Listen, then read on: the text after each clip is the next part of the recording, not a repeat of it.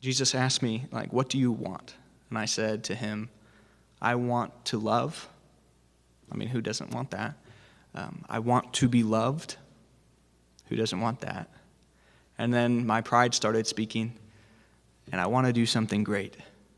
I want to do something great with my life. And I mean, who doesn't want that? Very simple things that I was asking for the Lord. To love, I wanted to be able to love others. I wanted to be loved. And I want to do something great. And I thought back to high school when I thought about those three things that I thought that I wanted, things that I want for myself. I want to love and be loved. That's easy. I have this beautiful family. I've got a beautiful wife. I've got kids. That's where I want to be. I want to love and be loved. And I want to do something great. I want this great job. I want to have a lot of money. I want to be influential. I want to be important, right? Like, that's how I saw it for myself.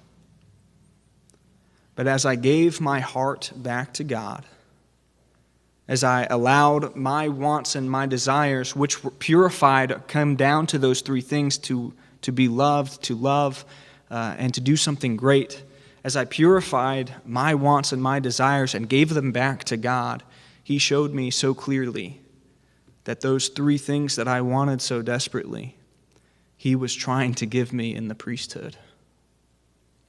Because He showed me that to give my life to the priesthood, that pure desire of to be able to love someone, He had made my heart to do that by loving a parish. To give my heart to a family, to a parish family, to you, the people of God, to these random people that I find myself with here tonight, but hope to share my love with you and to invite you into a love with the Father.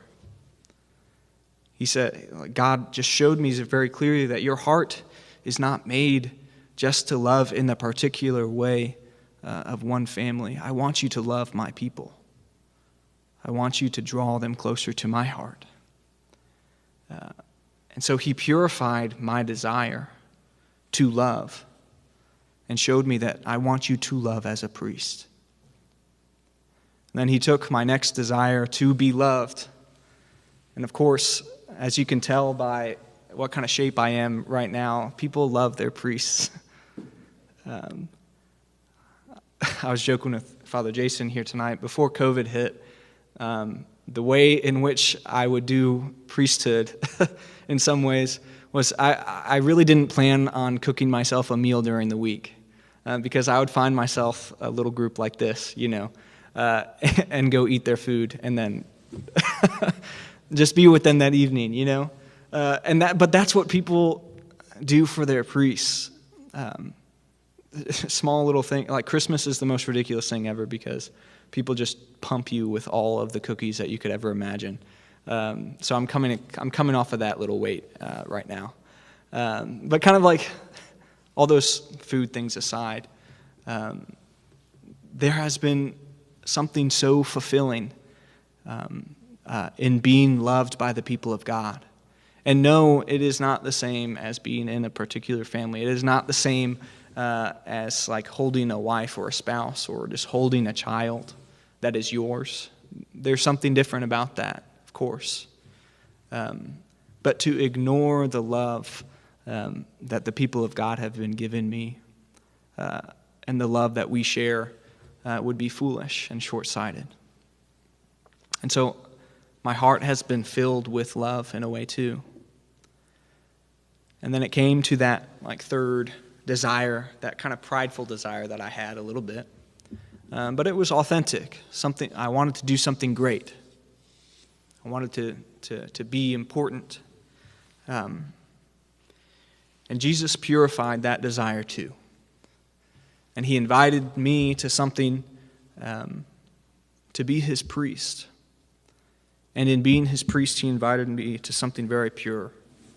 I want to share that. This is my favorite Bible verse, because I think it's just powerful. And it speaks to what we're all called to do as Christians, who we're called to be, and what does it mean to participate in the sacrifice of Christ. But I think he especially invites his priests to do that.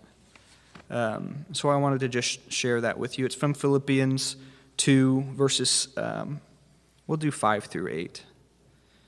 And it's describing Jesus Christ.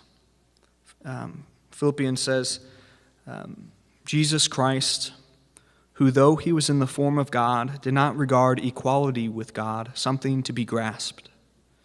Rather, he emptied himself, taking the form of a slave, coming in human likeness, and found human in appearance, he humbled himself, becoming obedient to death, even death on a cross. I wanted to do something great. I wanted money and a great job. And God purified that desire, and he said, I invite you to the greatest act that any human has done.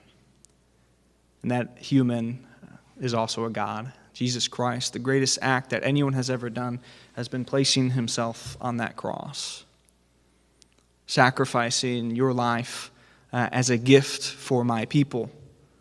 I invite you to place yourself on the cross. I invite you to the sacrifice offered on this altar, to place your body, to become one with the body of Christ, and to be offered for the many. He invited me into the self-emptying, the humility of Jesus Christ. And he just said, John, if you want something great, there you go. Do something great. God knows the desires of our hearts. He knows what we want and what we need. And if we allow him to, if we give our hearts back to him, to the one who made our hearts, he will show us, highlight for us, purify our wants and desires, and give us not only what we want, not only what we need, but what will give us true fulfillment.